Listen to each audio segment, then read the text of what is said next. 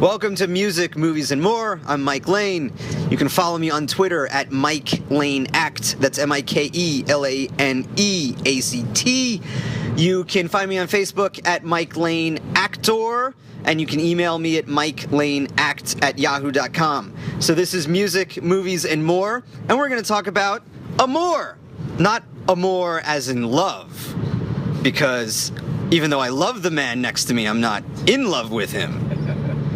But, so we're going to talk about ayahuasca. And Jared, I'm here with Jared Strack, my friend. Say hello, Jared. Thanks for the marvelous introduction. You're welcome. He doesn't really talk like that, but we have to entertain ourselves because that's what we do. And I'm holding the phone, but we're driving. We got a long drive ahead of us. So what better way to pass the time than to do a podcast? So anyway, Jared Strack is going to go to Peru in 2 weeks. And why are you going to Peru, Jared? Well, a couple of reasons. I've been meaning to go to South America for a long time. I was born in... That's great. Get to the drugs, Jared. You're a fucker. Oh, can we curse? Yes. Curse all you want. That's all right? Go ahead. Is that a problem? No. Yeah. So I've been wanting to go to South America for a long time. I was born in Colombia, Bogota, and I haven't been back yet, to be honest with you, which seems it's odd. It's a little odd even to me that I haven't been back yet. You don't even remember being there. That's how young you were. No, I was there for 3 months. Oh, yes. And then I was, I was adopted by my parents in New York. My birth parents were too young to raise a child, so they gave me up to adoption agency, and I ended up in New York. But I've always had like a calling to go back to the, I don't know what you call it, the motherland, but his roots, my roots. But I'm kind of working my way back into it. I don't know. I've been hesitant. I can't explain why exactly, but my friends were egging, "Oh, we should go to Peru. We should go to Peru." I'm like, "Yeah, all right." To do drugs? That's not. Well, the subject of this podcast, getting back to your roots is great. It's a great story. But my focus is on the drug ayahuasca. Jared, tell the audience what ayahuasca is. All right, so it's in South America. They have shamans, and I think the correct term is called shippos or something like that. But they've been working with these two plants, which is like a miracle, by the way. They're these two completely separately grown plants. One being ayahuasca. I forget the name of the other plant right now, but somehow they learn how to brew these things into a tea, like some fucking magician figured out how to put these things, brew them in a certain way. It takes like a 24 to 48 hour process to process them a certain way, steep it, still it in a certain way.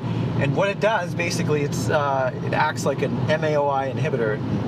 So people aren't going to be familiar. Let me give you the short version. You are going to trip your balls off on this. It is one of the most potent hallucinogenic drugs in the world. So thank you for giving me a platform to correct you about what this really is.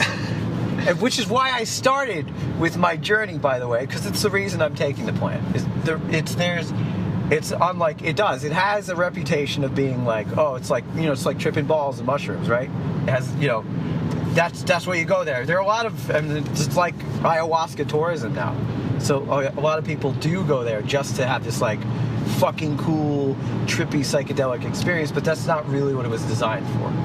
It's designed for healing. It's designed for a deep introspective look into the inner workings of your mind and how it all works out, your dark side, and facing your dark side, and then trying to integrate it into your personality in a way that you can move forward and do some more interesting things with your life. Right. So that's why I want to go. That's one of the reasons I want to go to Peru. And so I think it's no small coincidence that I happen to be doing it in South America. Right. And and you take this drug, or what proponents of this call it medicine. Yes. They don't even they call it medicine, and the medicine speaks to them, and they want to feel better, so they take medicine. But this is it's made into a tea. And after you drink this tea, the ayahuasca proponents call it purging or cleansing. And what that means in layperson's terms is that you have violent diarrhea and you vomit a lot. That's what the drug does at first. That's part of it, but I will add, just to kind of give our listeners a little bit more information. Our listener, there's probably like one person that listens to us when we listen back to it right, later. Exactly, yeah. The purging part of the ceremony is just like a cleansing. It's kind of get your body in balance, prepare for the medicine, and it's actually separate from the ayahuasca itself. So there's different people do it different ways. Some people turn tobacco into this like another brewed tea, and they just give copious amounts of it to you until you start purging, because I guess that's what happens when you brew it a certain way. Or somebody else calls it volcano water, fire water, or something else. And so there's a purging process. Oof. So so you have to prepare your body before that, and even before that. So 2 weeks at least. Some people say a month or more. You should be eating certain types of foods, not eating other types of foods. Certain medications, absolutely not. Could be extremely dangerous. So it's quite a process. You really have to kind of commit to it on purpose. So we'll get to that. Let me first ask, why take such a powerful drug where you're gonna shit a lot, that makes you puke a lot, and also gives you these not comfortable experiences for how many days is it you're going to be doing this? Well, we're deciding. We're probably going to do about 3 ceremonies, which would be about 5 days. Oh my God! And how long are the trips? How long, or whatever they call them? How long are you going to be fucked up? Well, it actually really depends on the shamans. The shamans basically interview you beforehand. They kind of read your ability, and based on your experience, your body weight, and 100 other factors that go into it, they decide how much of the tea to give to you. So some people can have a very mild experience. What you're talking about does exist, absolutely. People have some very deep and powerful experiences. But you could also just have enough to kind of be in touch, a little bit more in touch with, I guess the more fundamental essence of your own being, where you just feel like connected to things. Some people have had very mild experiences as well, so it depends. Right. It's very like a person-dependent thing, and it depends on what the shaman thinks you can handle and a bunch of other shit. So why, Jared? What led you to this path to do such a powerful drug, which is being tested now? There are many clinical trials in America to test if this could be used for people that have PTSD, anxiety, depression. But why are you going through this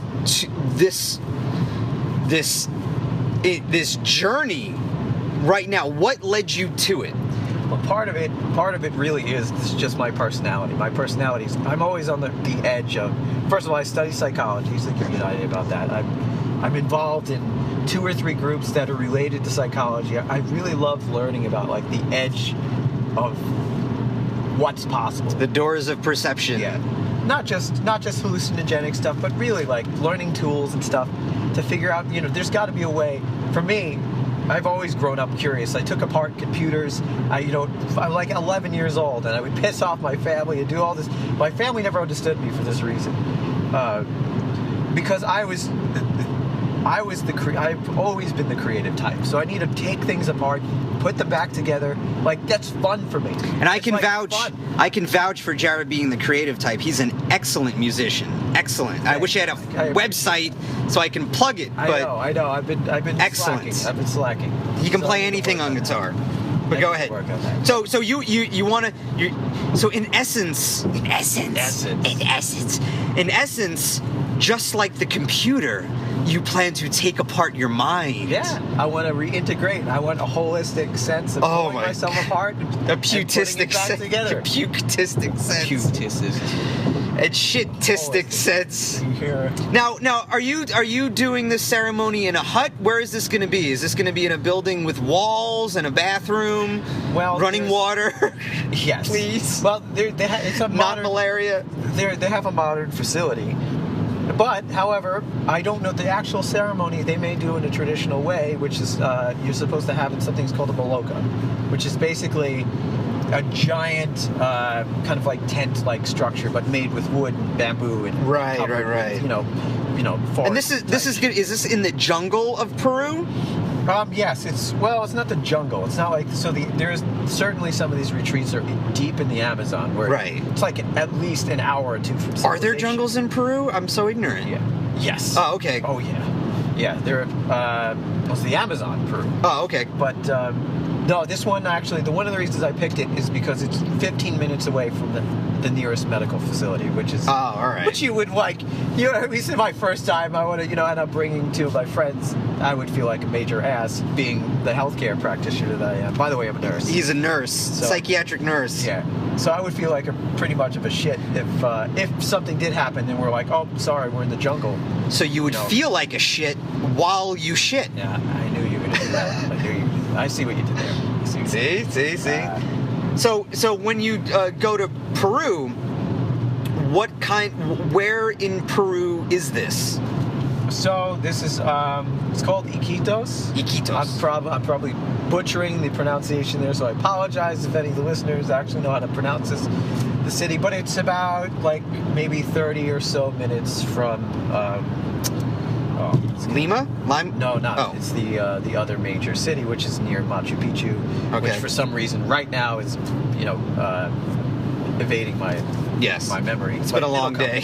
We went fucking kayaking for 27 hours, it seems like. Yes. Which was really 4 hours, but in my mind it's like 27 hours. Anyway, so for you to get there, you got to fly from New York. Yeah, which is about 13 hours roughly. To Lima. And then from Lima, you have to take what? From Lima the next day, because we can't get a plane that late. We're gonna get there at like midnight. So I think it's 4 o'clock the next day. We'll take a little jumper plane. They get this little, for like $100. It's easier than travel. The roads are horrendous, especially now with the infrastructure. Some of it's collapsing. And with the flooding, a lot of flooding, yeah, and all the other stuff going on there. You can take a plane for $100 and you fly into. It's like a Buddy Holly place. Yeah. And so it's quite the journey, quite the trek to get there. Indeed, it is. Yeah. And is this where you're going? Is this in a well-to-do part of Peru, or is this like a developing area? Like how's the area itself? Well, it's actually completely the area I'm going to. That we're going to spend the most time in, which I'm still not remembering the name of the city, which is pathetic. But it's mostly. I mean, I think it's a little bit of both. It's kind of like going to any Caribbean island where you're like, they have. The touristy parts they have ritzy little touristy parts, but then there's probably abject poverty surrounding it. I mean, it's like that in New York, too. Yeah. You have the ritzy parts, then all of a sudden it's like, oh, man. Yeah, so I think I think that people who live there aren't living, it's not very, from what I understand, it's not a, super high-tech modern city. It's just, mostly tourist-driven. Yep. So you're going to go there, and you plan to trip. And how long is each trip? Once again, I think it has to do with how how they read you. It could be depending on how much you drink, because it's like the tea is not like a standard dose. It's not like a pill. Right. They prepare it. You drink.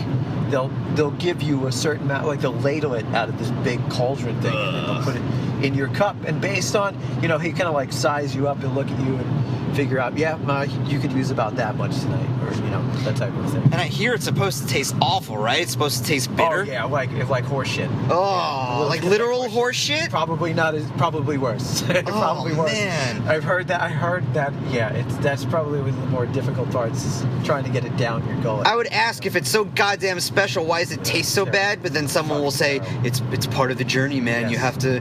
It's a rite of passage. So are you expecting this not to be comfortable? Because it doesn't seem like it's going to be, hey man, I'm going to see a bunch of lights and I'm going to see a psychedelic dragon come and tell me my deepest fears and everything's going to be gentle. It seems like this is going to be a horrifying trip that you're going to go through, that you're going to have to go through a door of pain to get on the other side where hopefully you're not traumatized and hopefully you learn something. Yes, exactly. You like how he described it? I should be a tourist guide. Right. The door of pain. I know. I love your descriptors. Step through the door of pain. Descriptors as usual.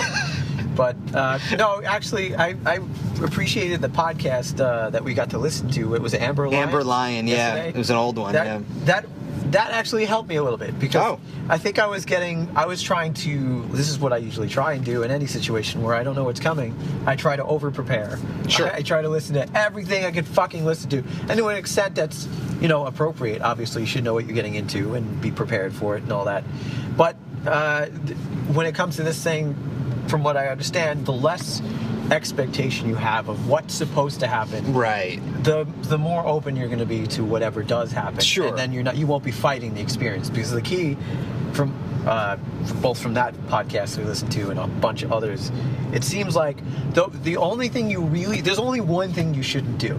You shouldn't, other than not take certain medications and other shit beforehand. But the only thing you shouldn't do, you can't go into it and then fight it the whole fucking time. You will suffer and possibly get little to no benefit, and maybe even have a damaging type of experience, and you don't want to do that. And so you really have to go in kind of like really open-minded and being willing to surrender to this. Because what it does is it kind of pulls, depending on the dose you take, it can pull you out of your own consciousness. Yeah. We have heard stories from people that we've met and people that we know who have said, no, I literally died. Yeah. Which isn't true. You didn't literally die, but... Right. It's an experience of ego death. Yeah. So apparently it feels like a real death, at least according to this person that we spoke to. And she was messed up. She might still be messed up after this whole thing. So this is something, my God, not to be taken lightly. Right. And I would never do it because I don't have the desire to do it. Exactly. Maybe if there was a clinic in New York and it was recommended that I try it to fix whatever ailment I had, then maybe I might consider under a watchful eye of health professionals. Instead of a bunch of shippos.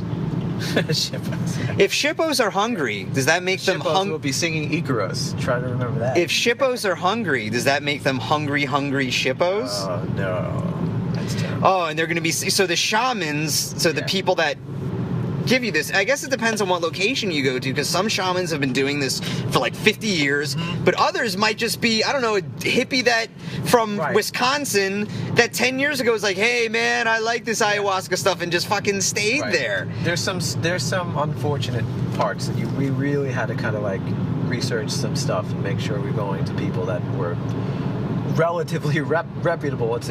Since we don't know anybody personally there, it's still a little bit of a, and you're still taking a leap a little bit, but you don't want to. There is certainly some very fucked up stuff that happens there, particularly around, especially if you're like a single woman. Oh God! Forget if you're single. If you're just there by yourself. A woman. You have to watch out. There's certainly some predator stuff that happens there, which is really unfortunate and really fucked up. Yeah. Like anything else, once something becomes really popular, you get the extremes on either side. You get people who don't know what they're doing, don't have good intentions, and, they can ruin a good thing. They see it as a commodity as opposed to... It's something to extort, from people, which is really fucked up. And it's actually fucking up the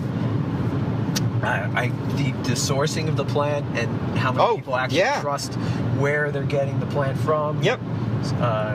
So, I mean, you really do got to be careful about that. Yeah, and who knows if the plant's only found on a certain piece of land, people invading that piece of land to try to get that plant. Not invading like with an army, but invading business-wise, and screwing the inhabitants of that land out of stuff. Or driving up the prices up to an absurd amount. Yeah. It's actually not supposed to be like this unreachable experience, but because it's been become like this kind of booming tourist attraction thing that's happening. And people will pay up to $1,500 for a ceremony. Wow. Where it was never intended to be like that. It wasn't supposed to be like this capitalist. There you go. Free market, man. That's what happens. Some that would do it for like $10 or $20. Really, sure. That's the way it was. Like just enough to, because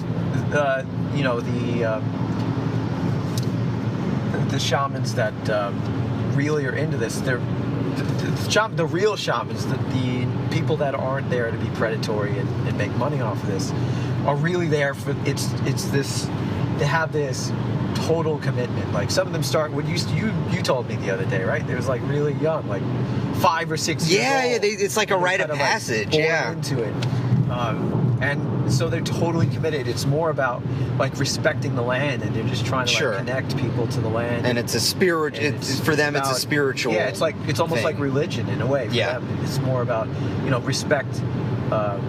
respect for all life, or that type of thing. So the last thing you want to do is turn that into some sort of financial manipulation. Yeah. Kind of thing. So well, too late now. It's unfortunate. Yep.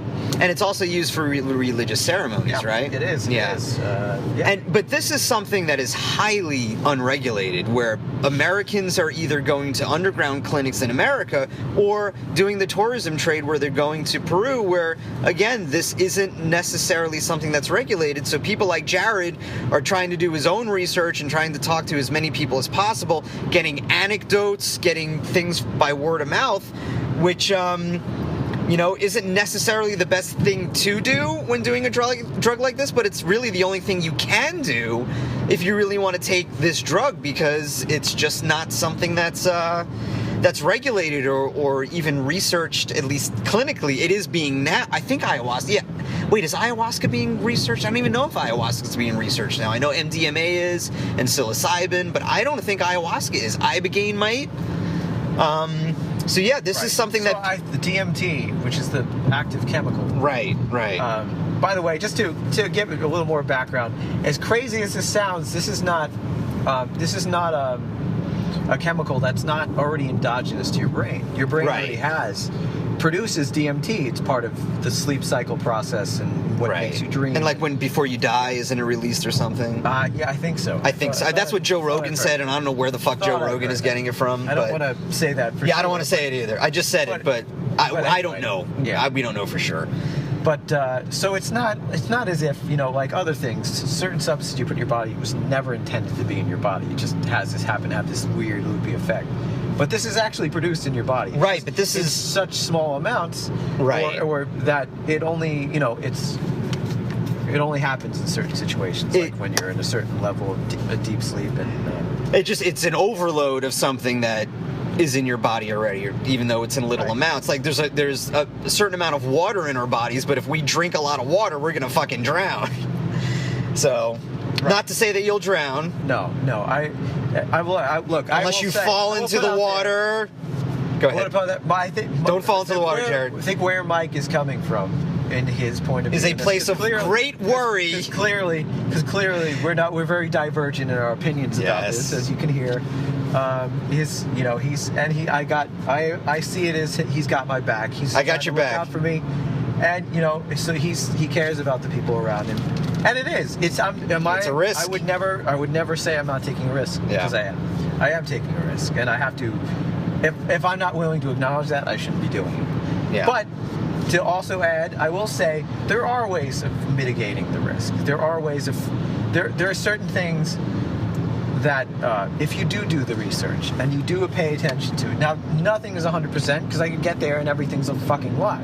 But there are ways to vet certain things. There are ways to just some very basic questions, really. Because the ones that are predators, the ones that are really there just to make money, they're not like masters of fucking deception. You know what I mean? They don't know they don't care if they're telling you the right thing or not. They haven't studied how to fool you on some mass psychosis level of deception. They'll just say, "Oh yeah, you just take it. Just do this." They won't have the information. And once you're there, though, you're there. You can see those types of people tend to. There are patterns, and there are things that these people do that the other people would never, ever, ever do. A lot of it has to do with experience, like a more experienced practitioner. You should be doing this with somebody who's had at least 20 years of experience of doing it, working with the plants, working with the medicine. That's what a real shaman is. It's a life commitment. It's not some overnight scheme that a fucking hippie should be doing. Like, oh, I've done 5 ceremonies. Don't worry about it. We can handle it. Right. So it's an experience thing. And and also you have to look at the ratio of people that are there to support you. Who will be there? You need to ask who's going to be there during the ceremony. One would think maybe a sober companion just to make sure nothing bad happens. So the center I'm going to will have 3, other than the shaman or shamans, depending on how many people are there when we get there. There's going to be at least 3 people who run the center, who are completely sober and have been there for almost every ceremony that's ever been performed. Right. It had over 50 reviews, like in total, over different platforms like Yelp and all that kind of other shit. It could be all their friends posting, man. Yes. Just to suck you in. Of course, yes. But I've personally spoken to several of them myself and asked, is this a legit review? Want to know what's going on. Like, and I talked to them. So a lot of them are pretty cool. They talked to me about their experience. They said, you're totally supported. You feel safe. So, am I still taking a risk? Absolutely. Yeah. Absolutely, 100%. I would never, and it's naive to think otherwise. All right. But I think there are ways of mitigating it, and I think if you go in these things with the right intention, and you have a sense, you're a little bit sensible, you're not totally not knowable, that you can mitigate most of the risk. You can mitigate most of the risk as long as you're willing to follow the tradition and take it seriously. So, what are you feeling now, and what do you want to feel like after you do it? So, this is the before. If you think we're not going to do an after, you're crazy, because we're doing an after. We're doing how you... I can't wait to do the after. I can't. We can do like an after like a week later, and then a month later, and then when Jared's in the insane asylum, we'll interview him there when he's in a fucking straitjacket. Okay, so what are you feeling now? What do you want to change about yourself, if you want to reveal that to the ones of people who are listening, or the tens, if I'm lucky. The tens. That's funny. We have like a listener in Japan, so. Oh, well. Yes. So, what do you want to change? What do I want to get out of the ceremony? Not what you want to get out. What do you want to change about yourself, or what do you want to explore about yourself, and what do you want to feel like after it's over? So, what are you feeling now? What do you want to change, and what do you want to feel like after it's over? All right. So, what am I feeling now? Right now, to be honest, I feel pretty neutral about it. This is kind of typically me, though. I'm very scared. So go ahead. Days before, it won't even occur to me to really think about it. That's just my personality. It's the way it is. So I'm not really thinking much. The only part I'm really thinking about now is, all right, I got to make sure I'm preparing. I got to make sure I'm eating the diet. We'll get into that. We'll get into that next. I got to make sure I'm eating the diet that's prescribed. I have to make sure I'm not taking any medicines, which I'm not taking anyway, so that's fine. And lots of meditation. I appreciated your article, by the way, the other day. At the New York Times about athletes? Athletes and meditation. Yeah, it makes sense. Totally. And it's been true for me. Yeah. Part of this process, even if I didn't go at this point, like, or something happened and it'll be like, you know what, I don't trust this, or you know what, it's, whatever, it's not going to work out, or I get there and whatever, something else happens. I've actually gotten from the prep process just in and of itself, there's like been major benefits. All right. For me, just trying to think forward this way and say, you know what, I'm going to try this thing. Right. And I have to make a commitment towards it, and I have to make all these changes, it's actually made a difference, because I've been trying for years to get a meditation practice going and get it going like on a regular basis. Mm-hmm. And I haven't been able to string. I'll be honest, it's kind of sad. I haven't been able to string more than like 3 or 4 days together, and then I quit. That's usually what happens. But I'm so like, fuck, you got to be on point for this. Your mind has to be ready for this experience. If you're going to give yourself over to it, which is the whole point of it, right? You have to be fucking ready. So I think that part of my brain is, all right, got to take it seriously. Right. So now for about a full month, I've been meditating 2 to 3 times a day for 15 minutes apiece. And I see it. It shows up, man. Yeah. It fucking shows up in my work. It shows up, you have more access to your... It's like you have a little extra. It's almost, how do I describe it? You can turn off the arguments in your head, and you can focus more on the moment instead of looking at the past or the future. So when you're at least with my case, if I'm feeling very anxious, because I'm naturally an anxious person, that's when I focus on the moment, and that calms me down. Sometimes I like to look ahead, or I like to look back and learn from stuff and or get excited about things, but sometimes when things get a little gnarly, it's like, all right, let me focus on this right now. Let me focus on, I'm a bartender, so let me focus on pouring this drink and looking at the drink go into the cup, and then pour the other drink. Just and then mindfulness. The Mindfulness in everything. In everything you do. And it really is a little bit like magic. Or at least it has been for me, that it's like you have a little extra time in everything that you do. There's a little extra time, and I'm building up to something. Right. And the ayahuasca is the motivating factor behind it. So you say you're feeling kind of neutral, but what are you hoping to change about yourself, or are you hoping to change? Are you hoping to learn something about yourself, or something new? What are you hoping to change, if anything? Well, like I said, I have an openness to this thing. I've actually created an incantation, which I kind of talked to you about before. Mm-hmm. Well, two things. Well, first, I'll answer your first question first, and I'll say,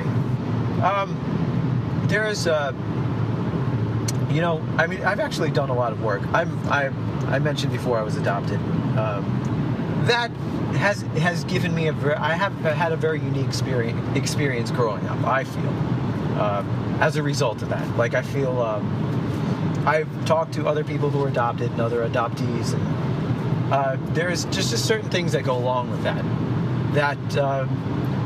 it's difficult to process, because there's this, to be, I could go through the studies and stuff, but there's, it's a long story essentially. But being separated from your biological parent at the moment of birth, it does something to you. It's like experiencing, like, if your parent died immediately. Not having that bonding experience. Like, you were born and your parent died immediately, and they're just fucking gone. Yeah.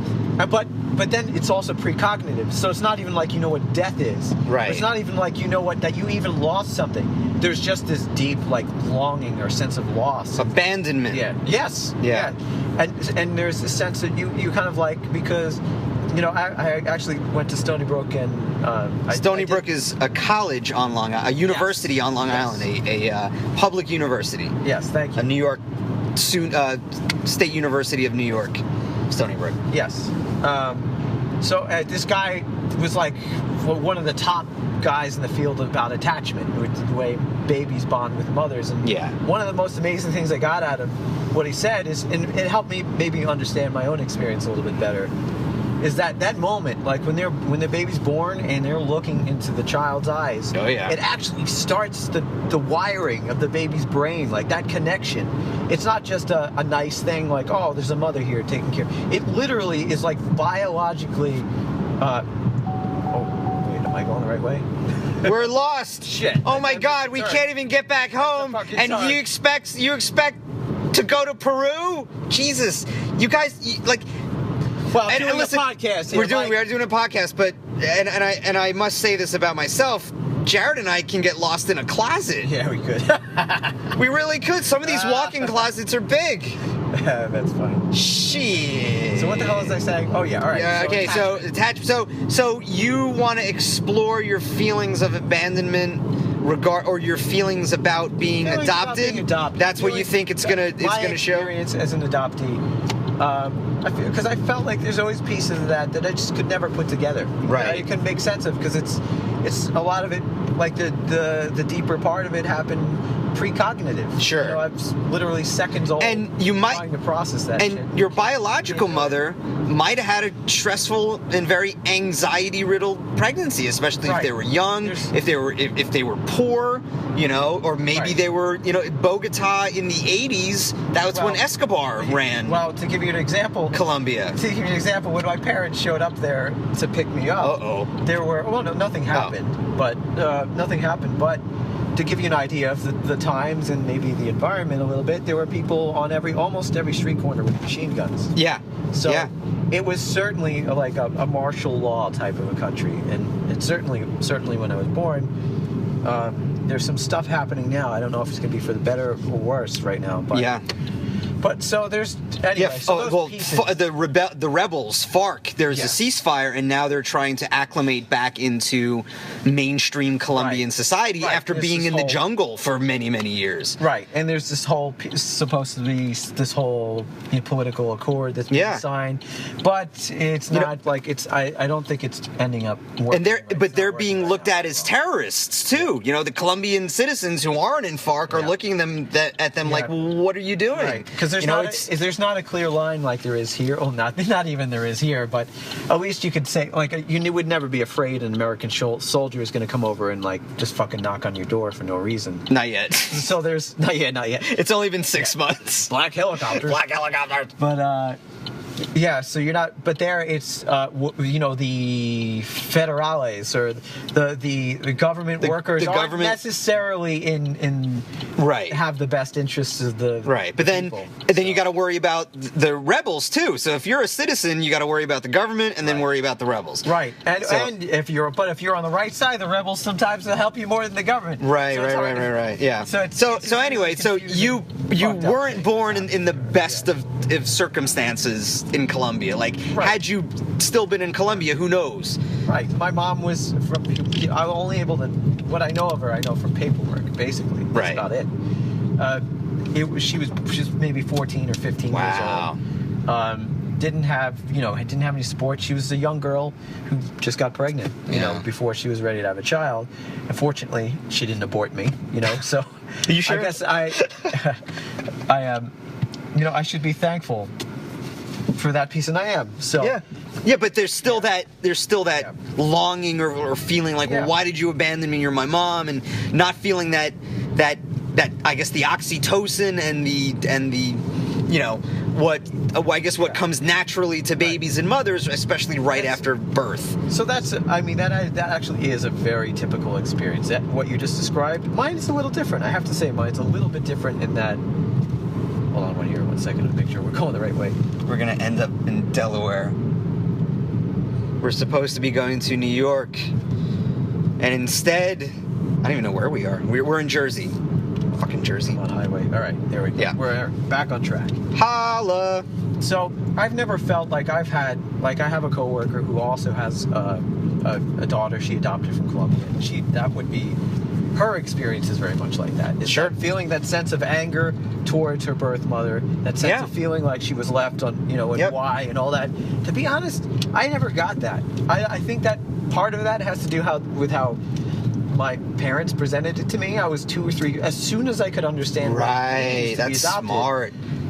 This worked for me. Yeah. And maybe some adoptees it didn't work for, but for me it did. We don't have to go east? I'm just following this thing. Oh, okay. It's the next one. All right.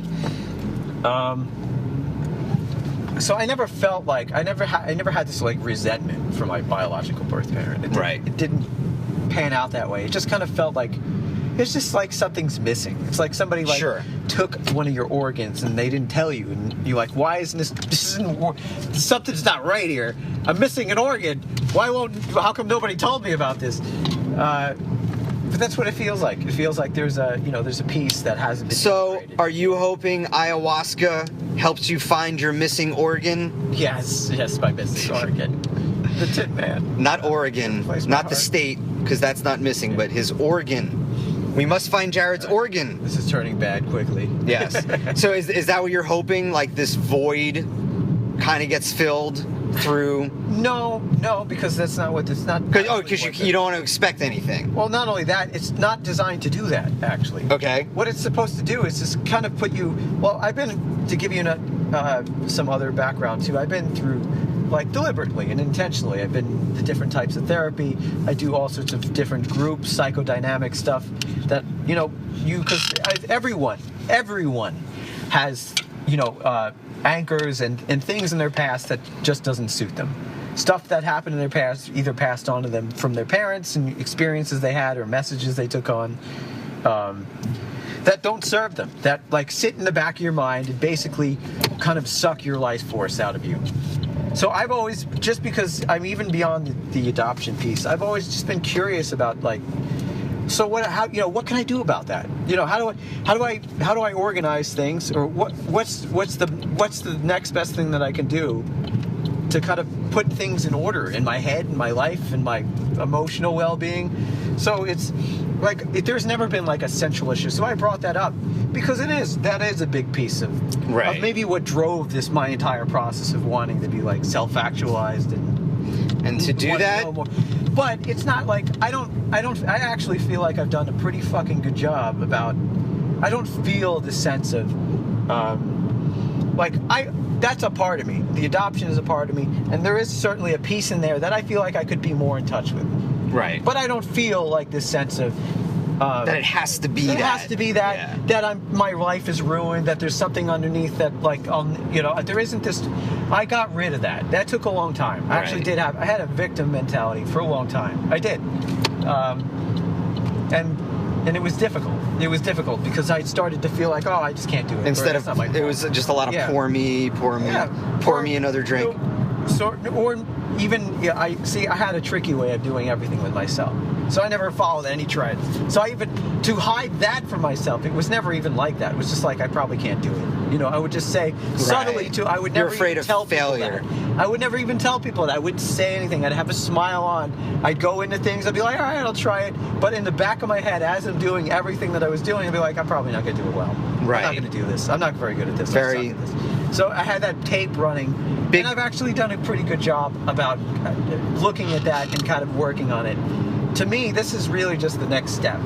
Like, it's just, what else can I do? Like, I feel like I'm proud of what I've been able to do without any of this stuff, without the psychedelics. Right. Heal you. So to this, from what I understand, how it works, it puts you just in a higher plane of consciousness with yourself, whether you believe in spirits or not, it doesn't matter, with yourself, and so you just get to see yourself without you in the way.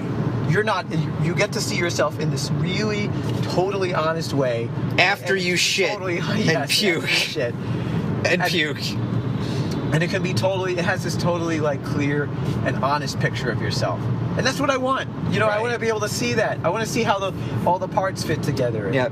Now, again, this ayahuasca hasn't been clinically tested yet, at least not that I know of. No. So it's not an FDA approved drug. No. But again, like MDMA and psilocybin, at least that's starting, and I'm all for that. I'm all for trying to find forms of medicine that help people.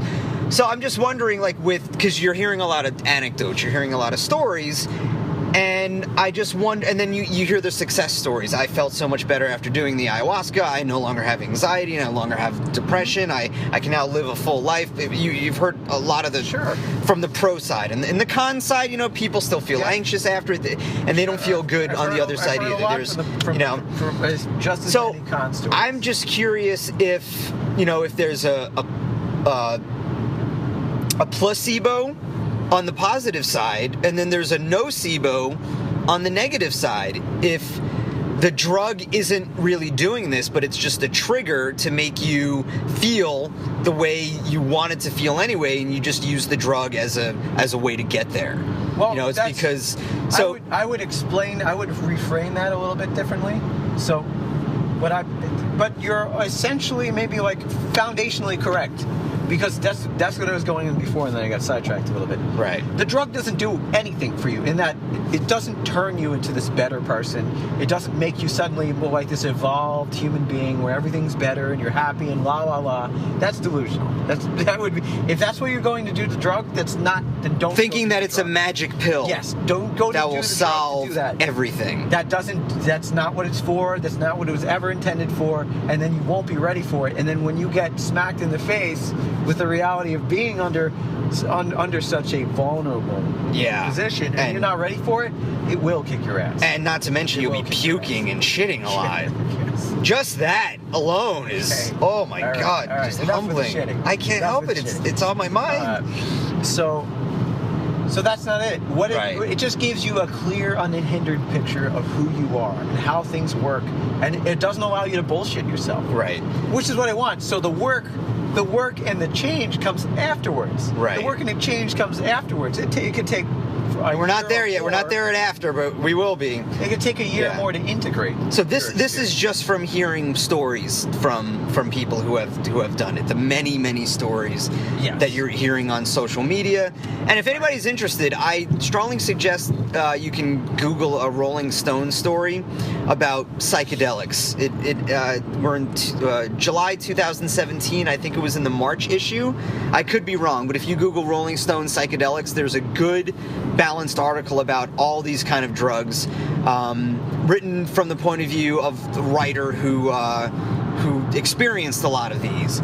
So it does the good side, the bad side, the clinical side, and like the pros and cons of everything. So I strongly suggest you at least start with that if you plan to go through this. Learn the bad stuff as well as the good, and then you just have to ultimately make the decision on your own. Okay, so we'll finish this off. You mentioned a few times about a certain diet you have to be on and the fact that you're abstaining from a few things.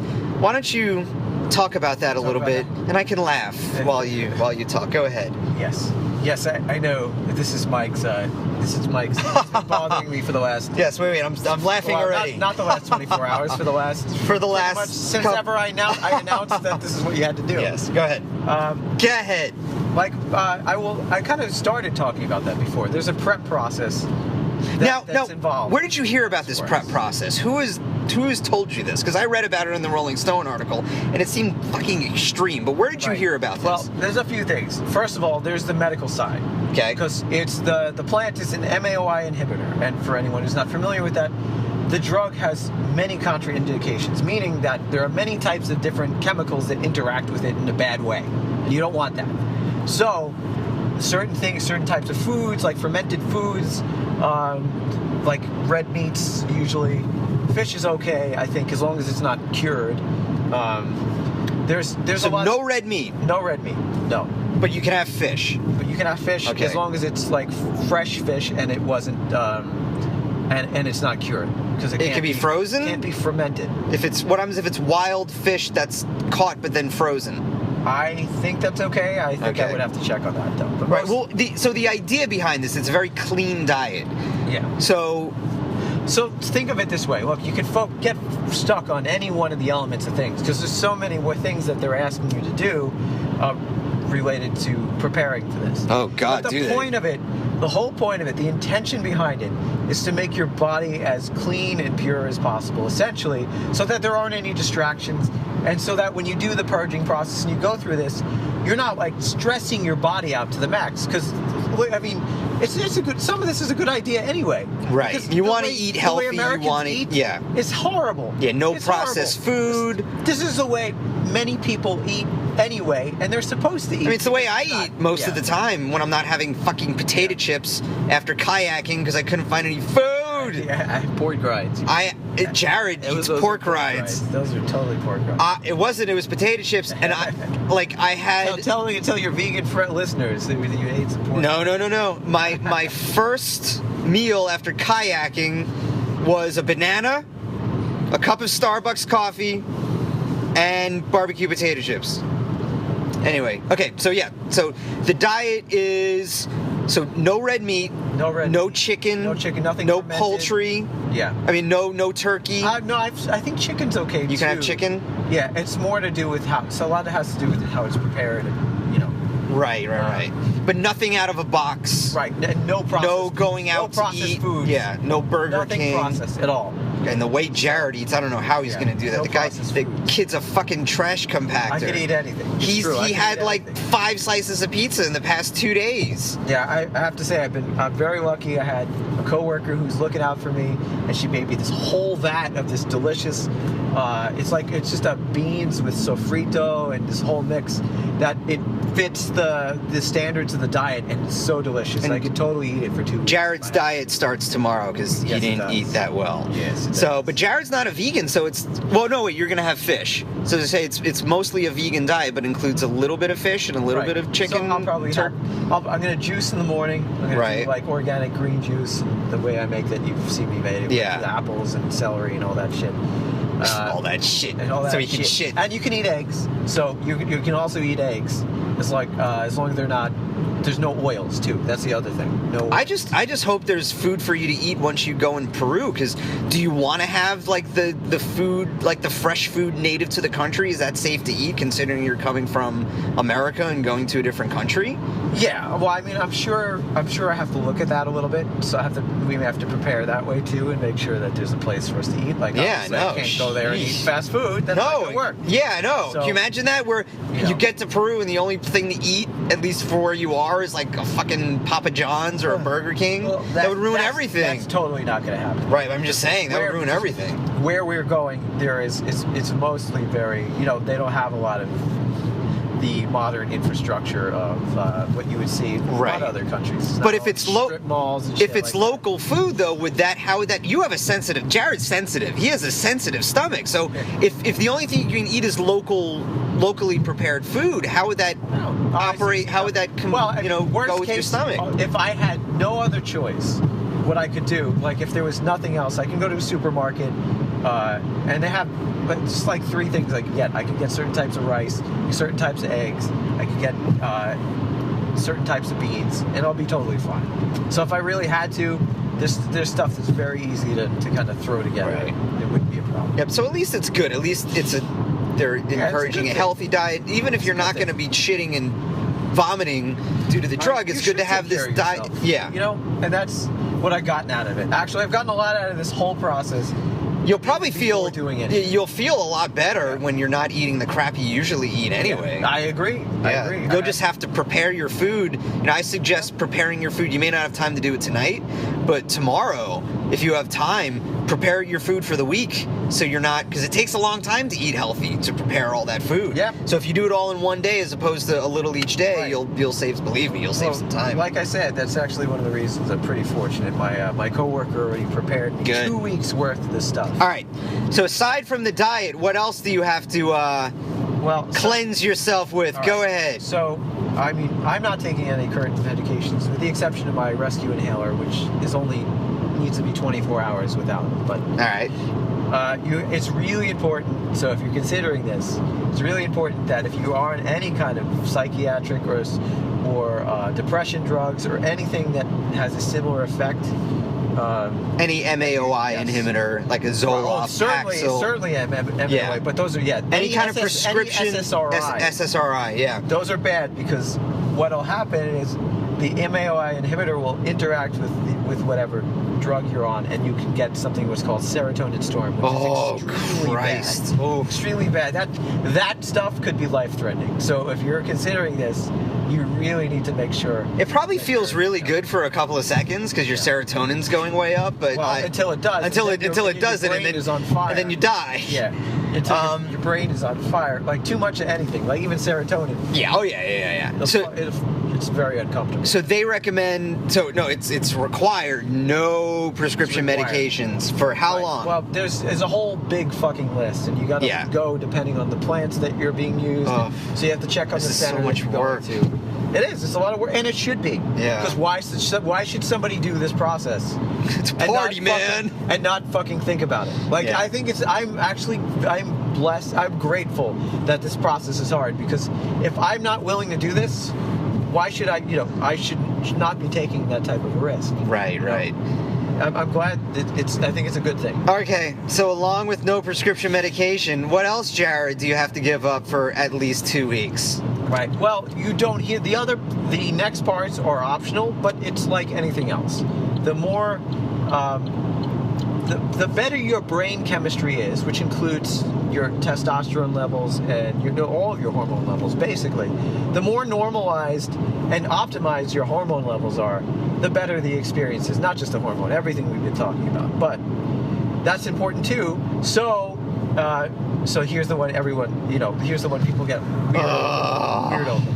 So there isn't supposed to be any sex 2 weeks before and 2 weeks after. 2 weeks after? You didn't tell me that? Yeah. Oh! Yeah. So, and by sex, even if you don't get laid on a regular basis, or a single, don't have a girlfriend, you can't even have sex with yourself.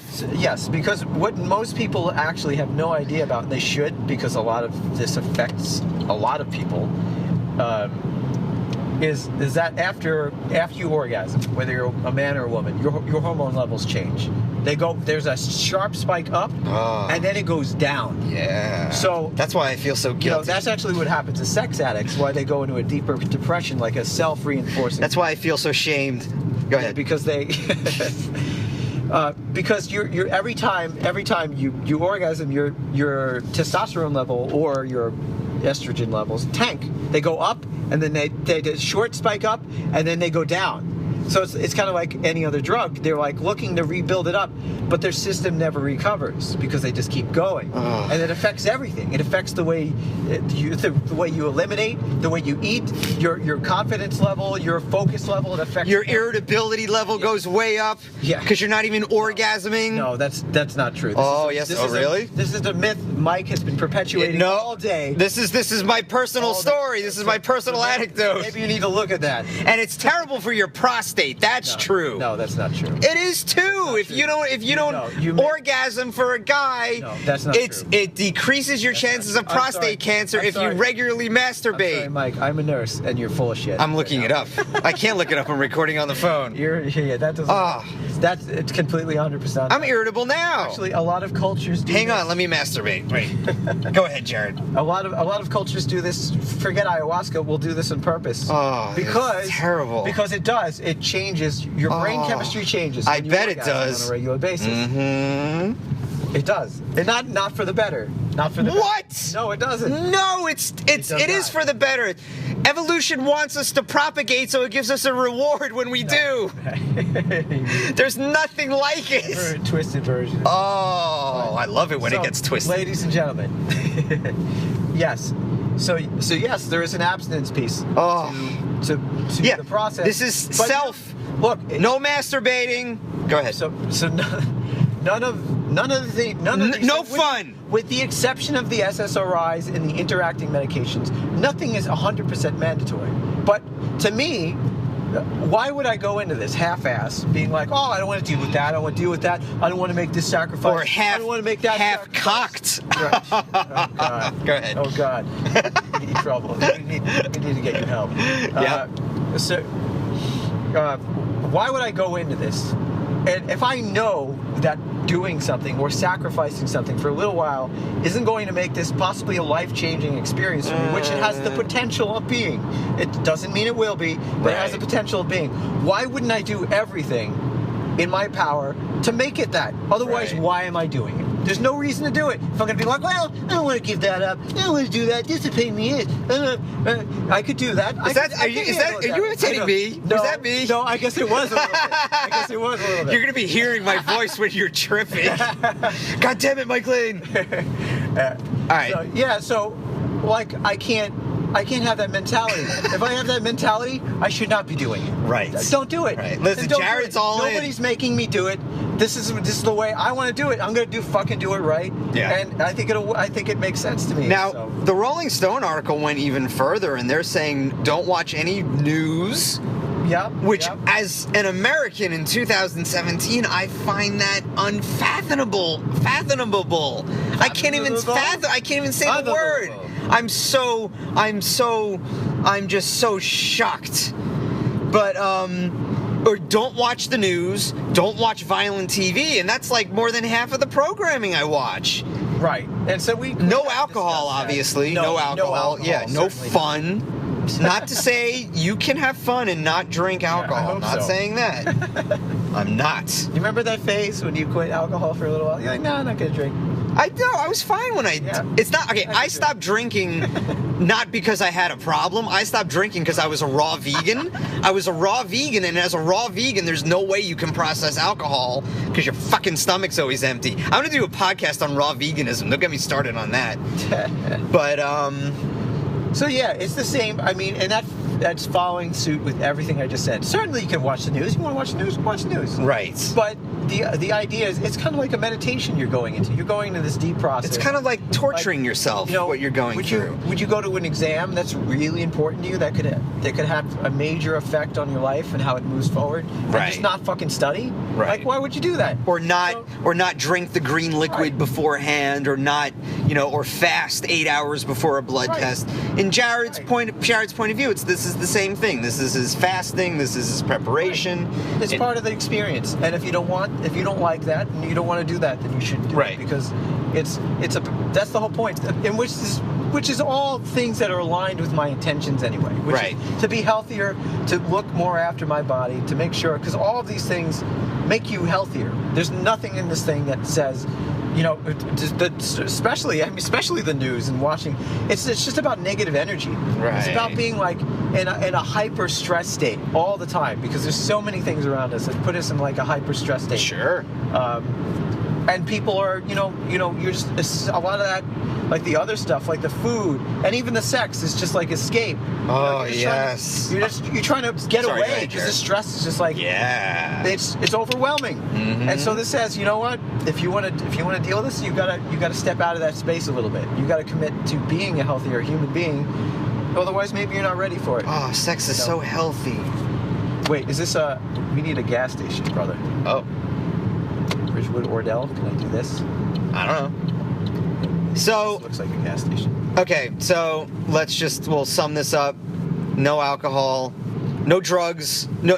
Oh, and if you're on prescription medication and if you want to get off it, the best way to get off it is with a medical professional. Absolutely. Your psychiatrist. Absolutely. And you have to wean yourself off it. You can't just go cold turkey, or else you can get bad withdrawals from that. And to add to that, as a medical professional, I'm very aware, and I've consulted other people already about this. So if you're considering this, do not do it without considering medical advice, especially if you have any kind of ailments at all where it requires medication or anything like that. Some people, it won't be appropriate for that reason, because you could really hurt yourself.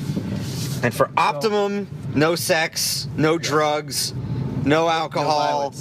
No Oh my God! All the things that make life great. Violent TV, but that's just fake. That's not real violence. It It's still escapism. affects your brain the same way, though.